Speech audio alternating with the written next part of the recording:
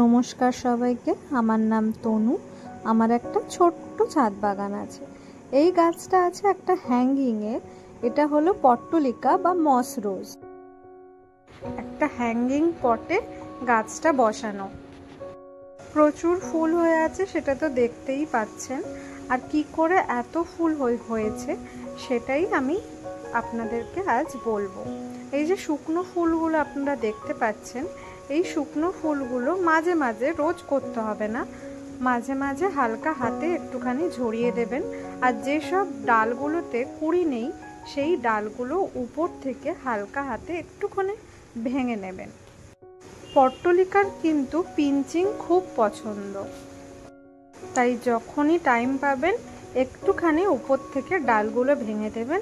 তাতে গাছ অনেক হেলদিও থাকবে, ফুলে ভরে থাকবে, আর অনেক ঝাঁকড়া হবে। এবার পট্টলিকা কেমনভাবে লাগাতে হয়, আমি একটা হেলদি ডাল দেখে কেটে নেব। কেটে এই ডালটা দেখুন ফুল আছে সুন্দর, একদম হেলদি মোটা ডাল। এই ডালটা আমি আমার আগে করা একটা টবে বসিয়ে দেব। এটাতেও কিন্তু হোয়াইট কালারের পট্টলিকাই আছে। 2 ইঞ্চ মতো আমি মাটিতে স্টেমটা ঢুকিয়ে দেব। তাতে কিন্তু গাছটা খুব তাড়াতাড়ি ধরে যাবে। হালকা হাতে করবেন যাতে কাটিংটা কোনো স্ট্রেসে না চলে যায়, তাড়াতাড়ি যেন রুটসটা গ্রো হয়ে যায়। এবার যেটা করতে হবে সেটা গাছটা বসিয়েই কিন্তু এই ফুলগুলো কেটে দিতে হবে, নয়তো এই ফুলগুলো এনার্জি টেনে নেবে। এরপরে আমি গাছে দেব একটা খাবার, যেই খাবারটা দিলে গাছ কিন্তু স্ট্রেসে যাবে না, আর রুটসও কিন্তু খুব তাড়াতাড়ি গ্রো করবে। এটার নাম হলো হিউমিক অ্যাসিড।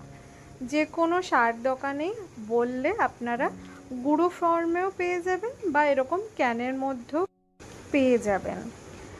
1 কাপ জলে আমি একটুখানি হিউমিক অ্যাসিড, যেটা লিকুইড হয়ে গেছিলো, সেইটাই একটু মিশিয়ে দিচ্ছি, বেশি দেইনি। মিশিয়ে আমি গাছে সুন্দর করে সব দিকে মাটিগুলো কিন্তু ভিজিয়ে দেব। এরপরে ব্রাইট ইনডাইরেক্ট সানলাইটে আমি রেখে দেব। রেখে শুধু কয়েকদিন মাঝে মধ্যে জল দেব।